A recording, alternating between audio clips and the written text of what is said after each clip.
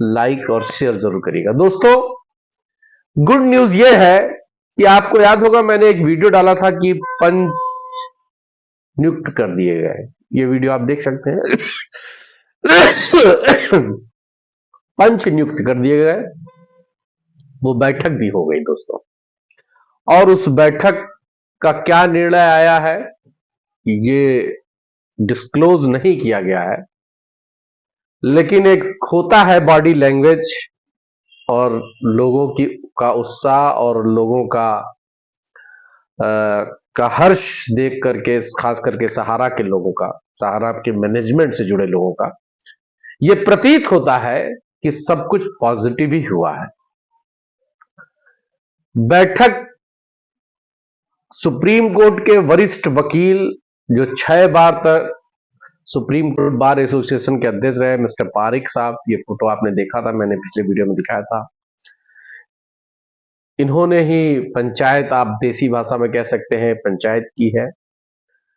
पंचायत में क्या हुआ है, मैंने जैसे कहा कि पॉजिटिव बॉडी लैंग्वेज और लोगों के हर्ष, लोगों की खुशियां बता रही हैं कि चीजें बहुत हद तक शॉर्ट आउट हो चुकी हैं। तो चूंकि उसको डिस्क्लोज नहीं किया गया है, लिहाजा बंद लिफाफे में ये सुप्रीम कोर्ट को पेश किया जाएगा। अभी वो जमा भी नहीं हुआ है, देखिए कब जमा करते हैं। 26 तारीख को पीनक पानी मोहंती की इसी महीने की तारीख है और 2 तारीख को सहारा से भी किया। कुल मिला के ये बताना था दोस्तों कि प्रबंधन के बहुत ही विश्वसनीय लोग इस बैठक में नियुक्त किए गए थे, बैठक में निर्णय लेने के लिए, समझौते की बैठक पर, और उनके नाम भी छाया हुए हैं। मेरे पास अभी नहीं आए हैं, नहीं तो मैं आपको बता देता। और समझौता करीब आप कह सकते हैं, या आप ऐसे भी कह सकते हैं कि समझौता हो गया है, डिस्क्लोज होना बाकी है। क्या हुआ है ये आपको सुप्रीम कोर्ट में पता चल जाएगा 2 तारीख को। अब सिर्फ रिपोर्ट जमा करना रह गया है।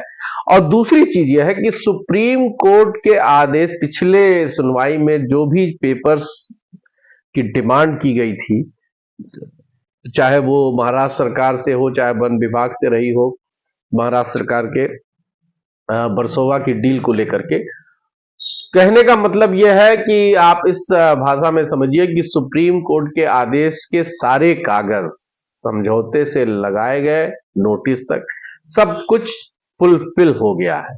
कुछ अब देना लेना कागजों का इस 2 तारीख की सुनवाई से पहले कुछ रह नहीं गया है। लेकिन दोस्तों,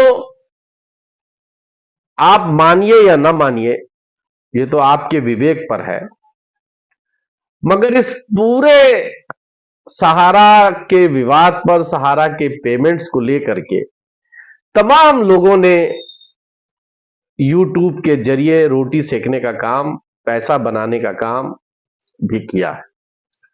कोई पीआईएल के नाम पर पैसा उठा करके रीट दाखिल कर लेता है, कोई पीआईएल के नाम पर सुप्रीम कोर्ट तक जाता है, सुप्रीम कोर्ट सुनने से मना कर देता है।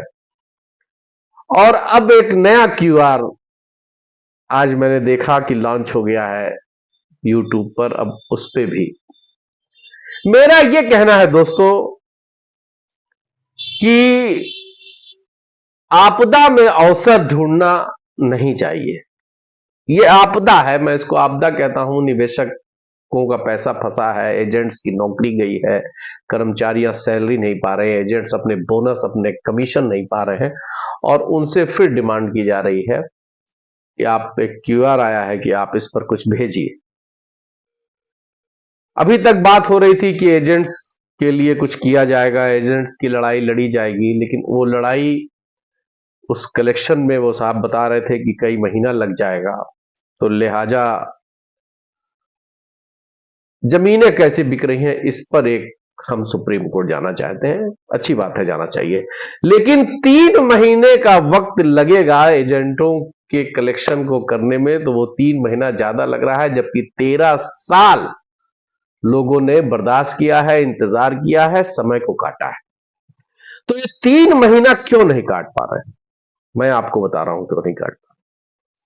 3 महीना दिख रहा है लोगों को कि 3 महीने में ये चीजें शॉर्ट आउट होने वाली है, चैप्टर क्लोज होने वाला है। सहारा सेबी विवाद, लोगों का भुगतान, सहारा की शुरुआत, ये सब प्रकरण इसी 3 महीने के अंदर खत्म हो जाएगा। 3 महीना मैं ज्यादा बता रहा हूं चूंकि, और जब लोगों को दुकान बंद होती दिखती है, वो चाहे हम हो आप हो, किसी को भी, तो वो चाहता है कि माल जल्दी जल्दी निकल जाए और अच्छे दाम पे निकल जाए।